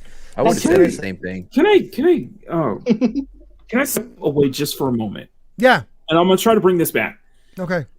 So there's been news going on of Rockstar re-releasing or remastering the PS2 era GTA trilogy, right? And one of the more important things you hear throughout many multiple is changing things for a modern audience. Okay. Here's the problem with this, and this reminds me of this. Could you still beat up hookers? Is that the same game? Okay. Here's the thing: the audience that doesn't want these changes, that the audience that doesn't want to look at it with a modern lens, we are that modern audience. Mm-hmm. Yeah. You forget that. Well, they don't want Everybody us to be. forgets that. They don't want us to be. Yeah. Mhm. You know what I mean? Here, you're looking at this with the modern lens. You're thinking that this is going to be for modern audiences. Guess what? Tolkien fans are modern audiences, no matter what, no matter how old they are. Yep. Go ahead, Jayne. They see the BS. Oh, I'm sorry. Go ahead. Go ahead, Jayne. No, I was just going to say, too, I don't know how you could say that any part of the story is too religious when it's entirely religious. Right. I mean, he's a devout Catholic. Yeah, as he should be. It's religious overtones throughout the entire thing. Yeah. Yeah. How do you... Well, let's read what she says, because she's a smart cookie. The One Ring is very interesting character in the series because it the One Ring is a very interesting character. Is it a character? No, but whatever. No. In the series because it represents temptation of sorts. There are actually a few different ways this can be read. In some ways, the ring seems to represent somewhat of an addictive substance. I can agree with that. And this reading also has some pitfalls. The language of addiction can be very sensitive for many people. That's right. Coming from an addict, shut up. However, the other interpretation of the ring's power could be that it represents sin. Tolkien was a devout Christian, and while he didn't set out to create an exact allegory, here we go, allegory again, of Christian themes, there are some elements of his faith that inevitably arise. There's nothing wrong with having a specific faith, but casting the ring as an object that represents the sinful nature of humankind specifically can be alienating to people who aren't of the same religious background. Okay, can I point two things out? Yeah, go ahead. One, sensibilities offended by what addiction? No, there was no allegory here. And two, you forget one little thing. Tolkien was a devout Catholic. Yeah. Not Christian. Right. Yeah.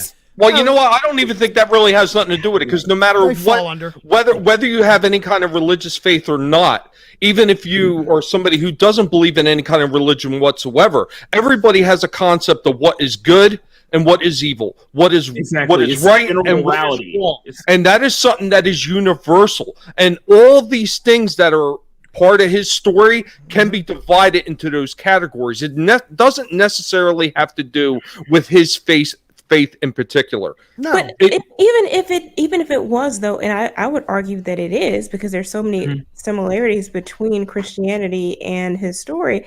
Right. I think the problem here is this idea that because it might offend people who aren't Christian, that he should care.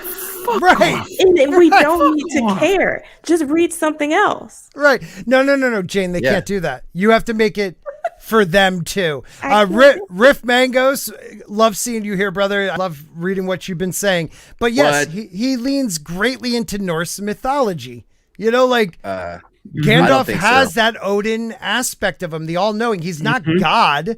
He's an all-knowing who has to lose something other than his eye. He loses actually his life to come back with the knowledge. You know, kind of like Jesus. You also have different. Right. You have that. You also have different types of creatures in Christianity. You have the angels, you have the demons, you have the Nephilim, and all in humans, and all of these things were created at different times, at different stages, and the trees and all this stuff.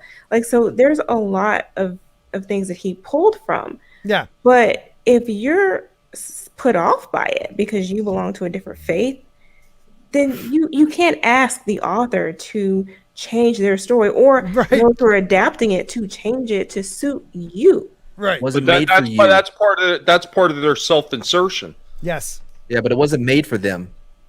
So the heathens can go do their own thing. Right. Damn. Yeah, exactly. That's going to throw it right back at him. It wasn't made for you then. Yeah. That's true. Okay, so number 4. Sorry you don't love Jesus, but you got to go. Like, that's what we are here. I love this. The good versus evil message is too simplistic. Okay, let's read what she has to say. In Lord of the Rings, it's clear that the heroes are those who are most connected to the land and who don't want to changes to be made. I know the Time Prophet has a lot to say about this. On the other hand, characters who represent things like technological advancement, like Saruman, are the villains. While this is an interesting point to make, the way it plays out is quite simplistic. Dude, he's talking about the like Birmingham, turn of the century, like the smog from all the coal being burned in the factories, like whatever. Right. Oh, I don't think he was trying to make the heroes out to be hippies. That's not what Christians are about. Right. We're not fans of hippies.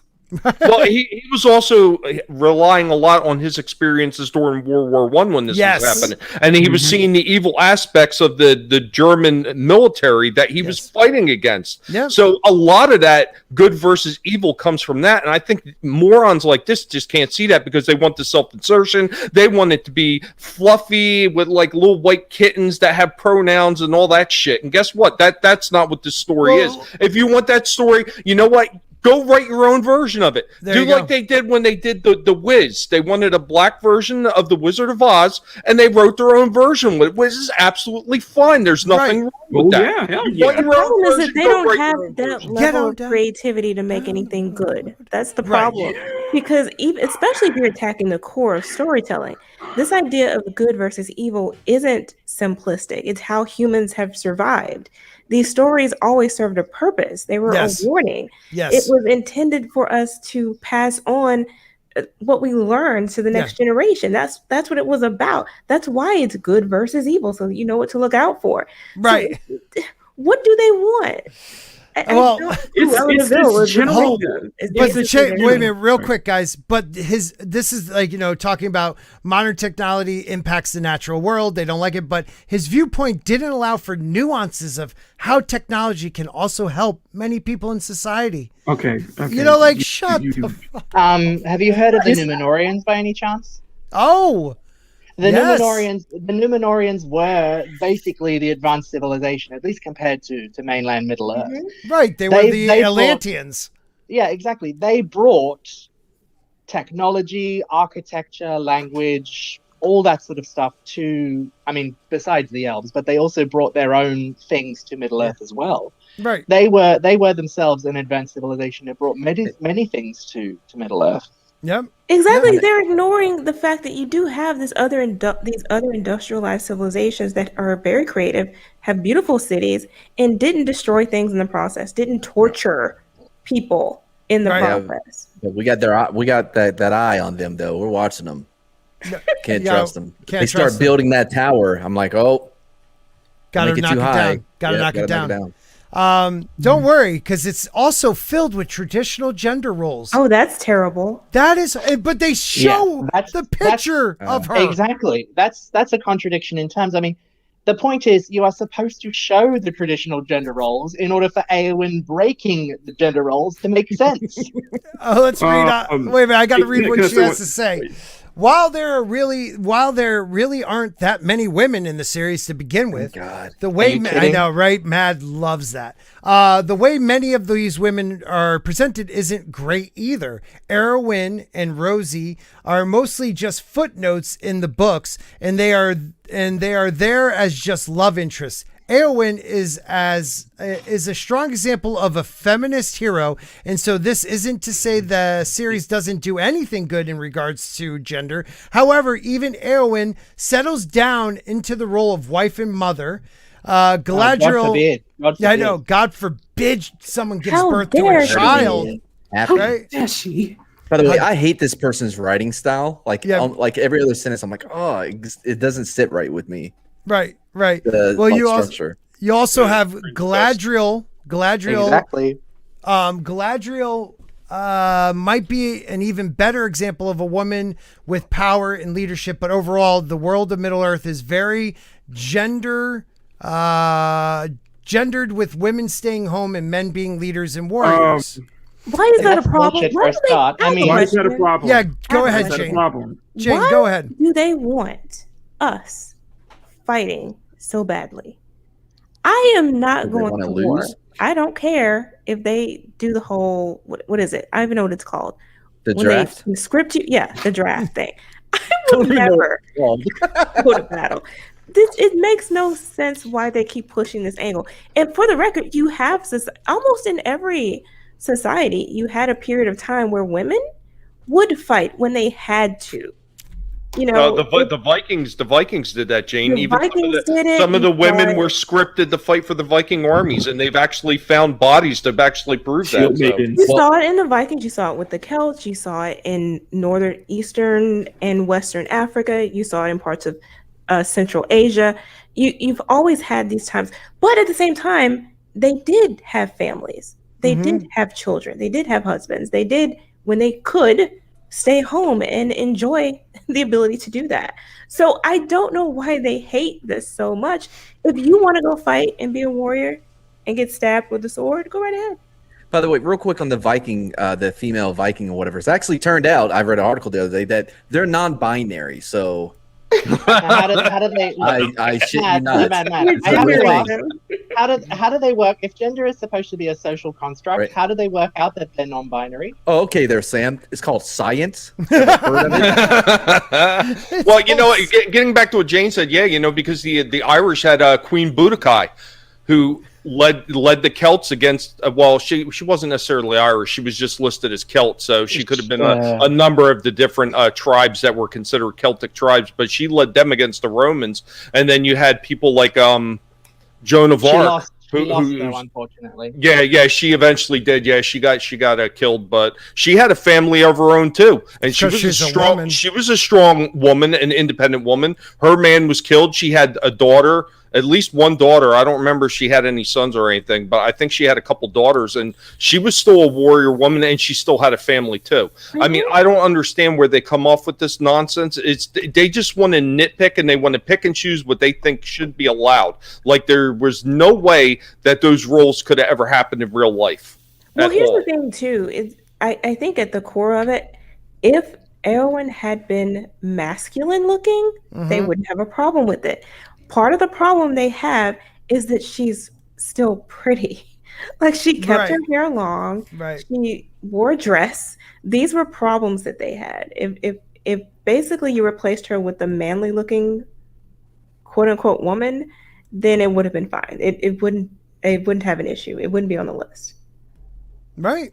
Right. Sam, thank you, Sam. Iceni tribe. Iceni. Mm. Yeah.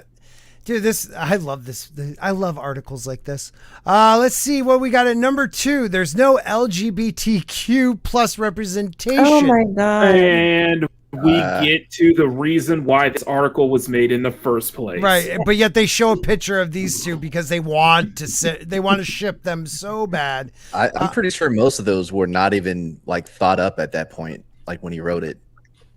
Well, Like- yeah, no, he would never have thought of that as an idea, at least not in the common sense of it. Like, you know, for him to show two buddies in war that have been through war and have a bond closer than brothers, people want to ship that into they're gay.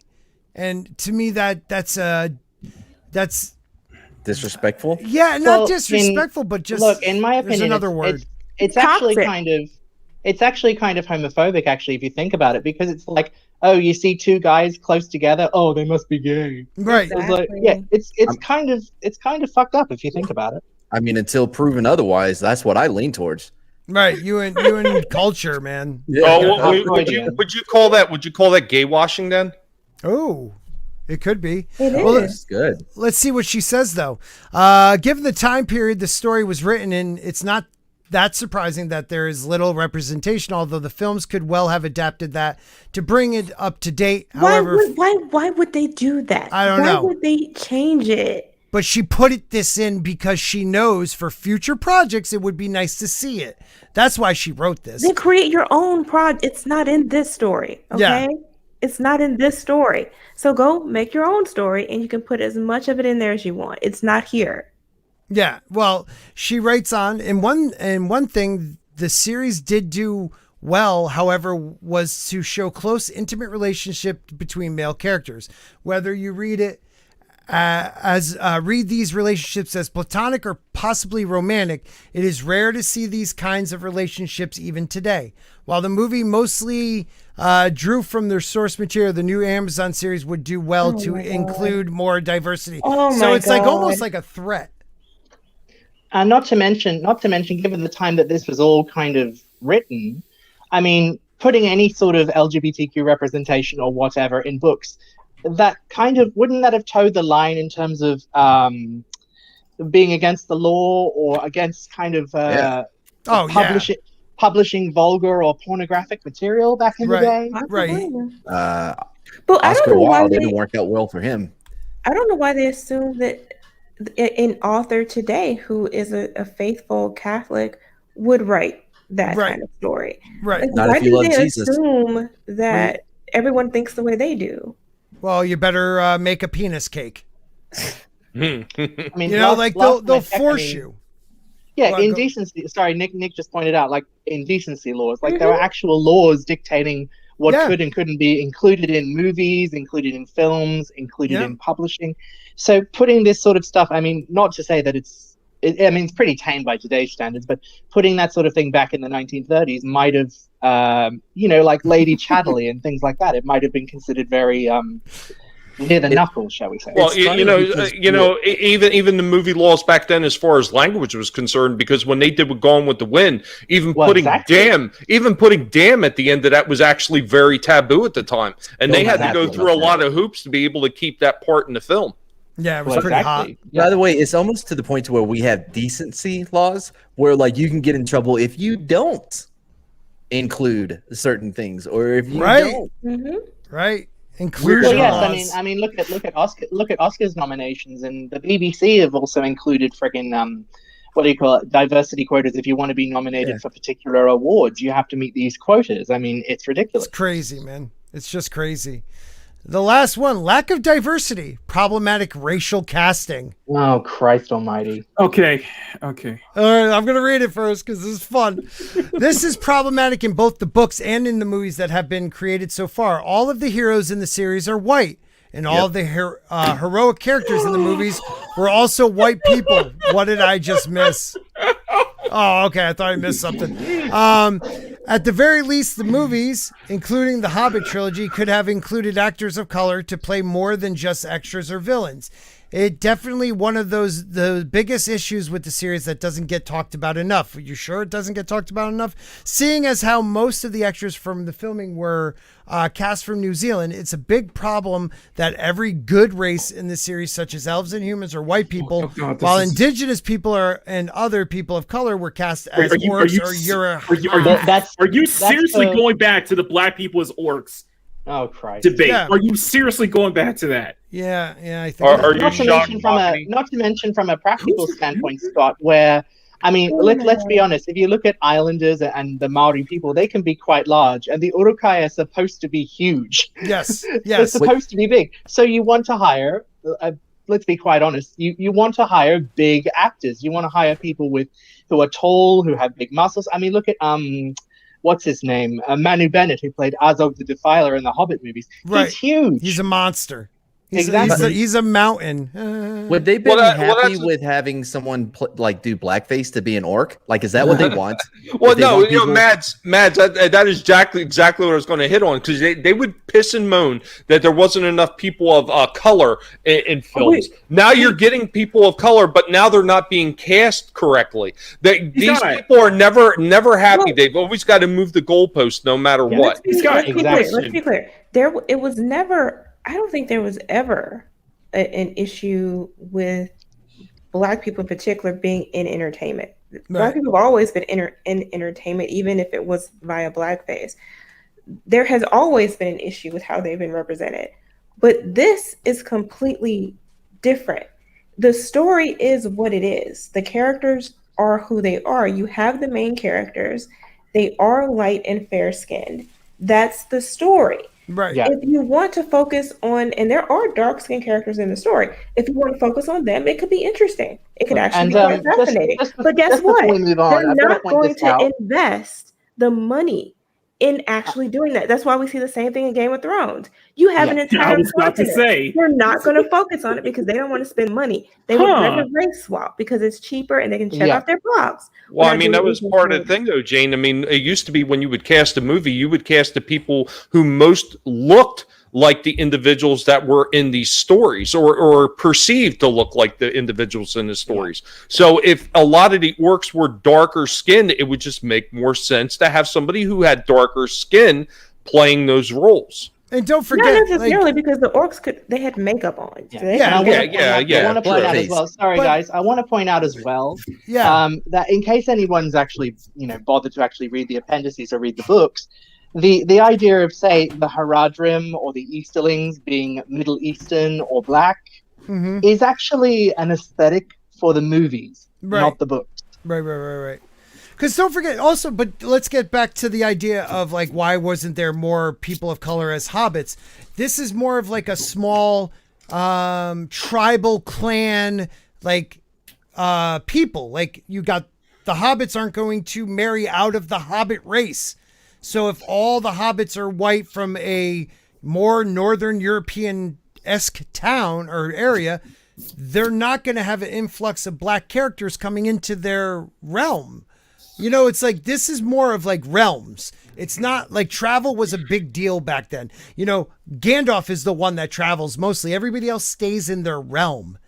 So to make the idea that we should have more like black hobbits or I can understand maybe horse lords and things like that. But even then, if you're from this northern area and for millennia, your pigment is the color that it needs to be. Like, I don't agree with the idea that there should be more. If you're going to make a race one thing, like make all the horse lords, all of them black, if you're going to do it that way, instead of some, like I don't understand. Not even, to me, that's not even, and they would actually do that, but I think it's not even realistic because that's not how humans work. Right. There is a range. It's like on a scale of color, people get increasingly lighter or darker depending on what direction you're headed in. That's what I mean. Yes. So it's like you wouldn't have an entire group be one particular color. That would just be weird. But it would be shades of that color. You know what I mean? You wouldn't have a very northern town or northern country have very dark-skinned people because it doesn't call for that because of the generations living in that area. Right. You understand what I mean by that? They might have different shades of that color. Something might be a little darker than others, but not like a major difference. You would have to explain it, and you can't necessarily do that. Right. So with Lord of the Rings. Well, there's one, like, if you watch The Witcher, which I like Geralt of Rivia. I really liked, what's his name, that played Henry Cavill. I thought he did great. But in that, they just tried to make it seem as though, races are all mixed together and hanging out with, like, no problem. No one's saying anything. Like, this medieval type, atmosphere. Like, everyone's cool with all these different looking people. You know what? We know something about humans. They're a little skittish. Things that look different, that's not familiar to them. But The Witcher is different because you have all these humans tossed into this different world. Right. And it's a world in which there are other races. It's just like the situation of aliens invaded. Then you would have aliens versus humans. Human differences wouldn't matter as much in comparison to the aliens. So when you have a situation where humans are going to war with elves and facing all these other creatures, it is somewhat different. Only for so long, though. Like I've always said, like with zombie apocalypse, right? Everybody will be cool until it becomes normalized, until like zombies being outside of your camp or whatever is just a thing. That's when people will start looking out for themselves and start like, you know what can I gain from this? Who can I, you know what I mean? And so, and you do see that because that's where the war is. That's the civil war that's happening. Yeah. All right, guys, we're going to wrap it up. There was so much more I wanted to talk about, but maybe another day. Marvel head Kevin Feige response to China's Shang-Chi backlash. You also have in comics, Superman Steel just took on the internet's nastiest trolls in DC's Matrix. Did you see that? That was redunculous. So stupid. Okay, I'm going to show that real quick. Just the comic. I wasn't listening. I don't care if you were or not. Are you ever listening? Sometimes I listen right then. Like Like, just look at some of the stupid things like they have them saying. Like, deny the deniers. Funny, no one remembers COVID 1 through 18. Like, Wait, what? these are all supposed to be like trolls from the internet attacking them. Here's proof the devil did what? Huh? Up. The devil Here's invented. proof the devil invented multiplication. I mean, It's just, I mean, there's no proof saying he didn't. right. That's cool. That's true. That's true. You know, and she goes after him though. Self-aware, self-array. It's just so stupid. Read text, analyze TikTok dances. You know, like just her going after the internet and she's gonna destroy it. It's the dumbest. She's awesome. She's the bestest ever. But thank you everybody for coming out tonight. I got to get some sleep. It's 9:17 here on the East Coast, so let's close it out. We will start with Mad. Yeah. Hey, it's me. It's El Mad Martigano. You can come check out our show El Street Smacho. We are a bilingual, bi-weekly show about Bisexual. stuff. Wait a minute. Who are you? Hey, I'm Mad. Tommy, the Guinea Pigs and the Guinea Pig Collective. Hey everybody, what's going on? It's Tommy and the Guinea Pig Collective, where you can find me on my channel, nibbling off toes, talking about old toys and old movies, and probably going after YouTube and other ridiculous things that are going on around us. Every Monday at 6 p.m. we do retro discussions, going old school, where we have a panel of people that get on and talk about the things that we like from years past. And so also if you have a chance, make sure you stop by. And like maybe stop by and see Mad Martigan and what is that called? Street Unsmarts? Street Smarts. Oh, yeah, that's it. When is that? It's Saturday at 1 after the Strangeness? 3 p.m. Central. Oh, okay. On After Wednesdays Strangeness? and Saturdays. After the Strangeness? I don't know. Like that show, when it does happen, it's on Sundays, like at 10 a.m. or some crazy shit. It's the best show. Best show. All right, thank you. You've never seen it. It's awesome. So good. I've been there. Tommy, thank you, buddy. No, thank you, Scott. I just want to say just thank you to everybody that's been in the chat, all the lovely panelists that we had on with us today. And remember, never let anybody tell you what you can and can't say, what you should or should not watch, because your silence gives consent. And that allows people like Walton to run free through national forests and just do whatever he wants. Oh, God, that should never be allowed. Oh, that poor thing. Thank you, Darius. Thank you to all you others in the chat. I love you guys. We also have MadBarber Entertainment. Who are you? Oh, it's you again. Makani Draws. Hey guys, thank you everybody for stopping by. I get a little heated, sorry about that. I first off, I just want to say I really appreciate all the support we've been getting these past couple of streams. It's been absolutely incredible. You guys have been incredible. I can't thank you guys enough. Sunday is the main show, Makani Live. With me, MadBarber, Bruce Lombardo, and Dasley, and it is the season finale of Makani Live Season 4, so we're going to end it up with a bang. Other than that, tomorrow is, of course, Thursdays with me, MadBarber, and Rosetta Allen, so go ahead and check that out as well. I've been working behind the scene. I've been doing a lot of work this week, and I want to send a huge thanks to everybody for just sending me good wishes and such. I've had to go in for a physical on Tuesday, so I got a clean bill of health. I'm good to go, but I'm making this push to lose like 40 pounds and try to get the 1K as well. So yeah, we're making moves. I'm making moves, but one of the big things I want to share is I've been doing this whole Sonic Street Fighter series since last Thursday, and I can't thank you guys so much for the incredible support I'm getting from this. And I wanted to announce that I have been, sometime next week, I am getting samples back for stickers. So I will be making stickers and prints of this to sell to I'll open up an Etsy store or something. But yeah, I will be making a whole set of stickers of these Sonic Street Fighter crossovers. And it was a lot of it based on the amazing feedback I got from you guys. So you guys are absolutely incredible. I can't thank you guys enough. And we are charging our way towards 1,000 before Christmas. And so any and all support is greatly appreciated. I got plenty of stuff coming. I got to ask you, buddy, when we're going to see some guinea pig representation, buddy? Is there a guinea pig character Sonic? You're being prejudiced if there's not. Prejudiced if there's not. Machini, keep killing it, man. You'll get to 1,000 before then, buddy. And thank you to the Jedi Riffster, who I think is Riff Mangos. It is him. He's become a YouTube member with his other channel. Thank you so much, my brother, Riff Mangos. Awesome. I appreciate it, my friend. He is coming in at the Oberyn Martell level. Thank you, sir. I really do appreciate that. That's a big deal, other than Mad doing it too. Mad, what did your girlfriend have to say? Huh? Oh, that Jayne solved world peace by calling for an alien invasion to solve cancel culture.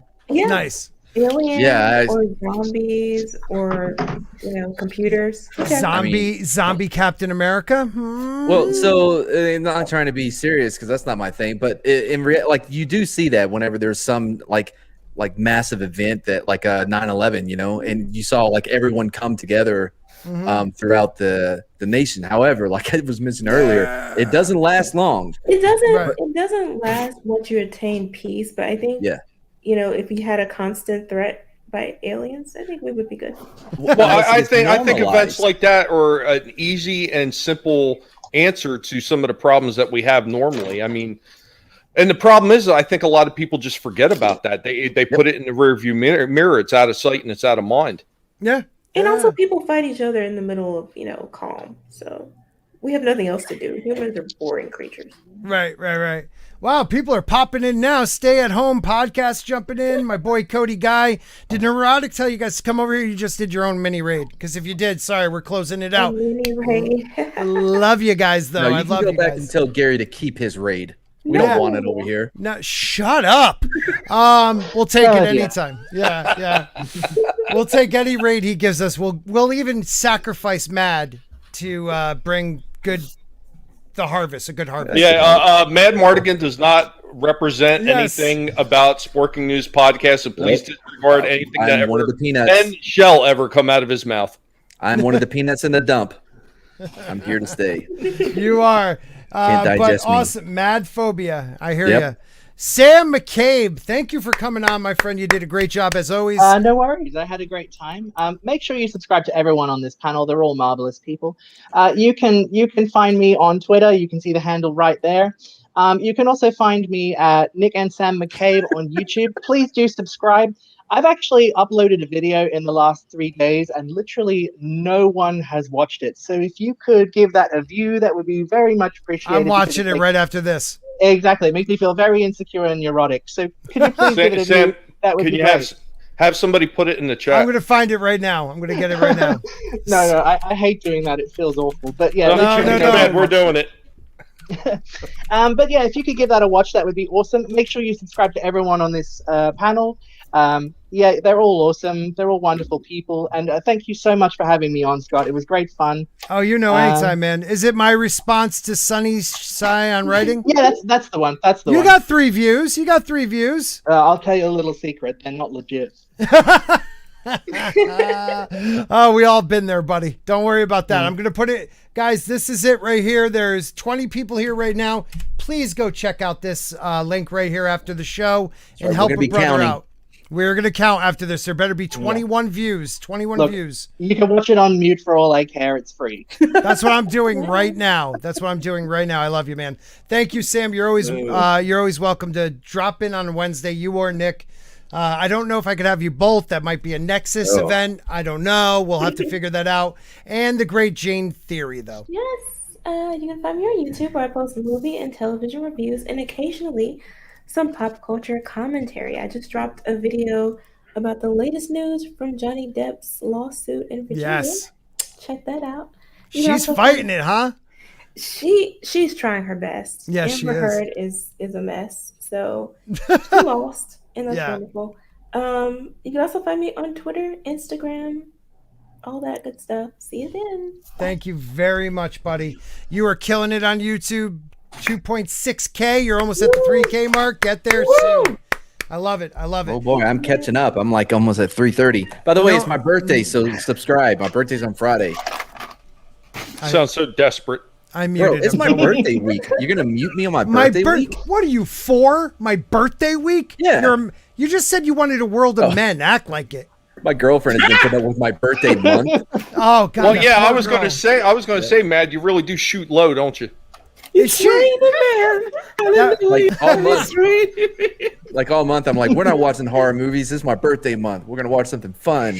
Yeah, I mean, Gary's having one day. It's his birthday. Probably Friday Night Tights. We'll do something.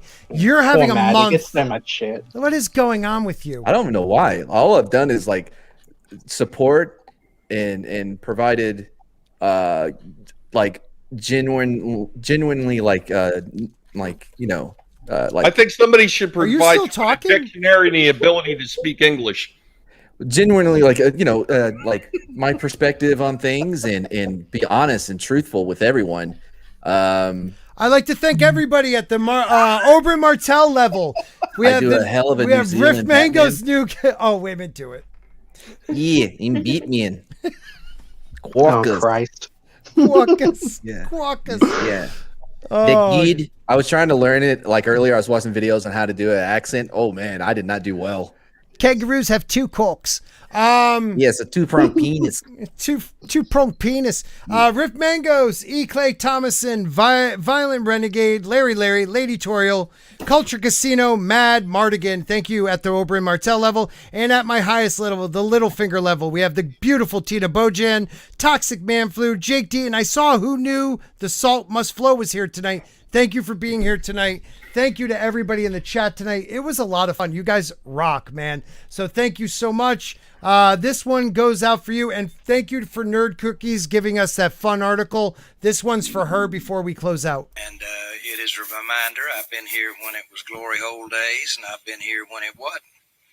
And so having said that, Disrespectful. I want me some glory hole. Amen, girl. Amen, girl.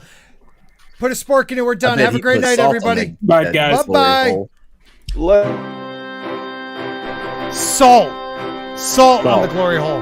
Hell yeah, like he does his breakfast. I don't know. That picture of you right there, Scott, looks like you had a little bit too much salt. I might be a little bloated there. Why is my sport still crooked? I don't know. He hasn't added anybody. He's too busy for my station. I know, right? What are you gonna do? Hats. Take care, everybody. Good night.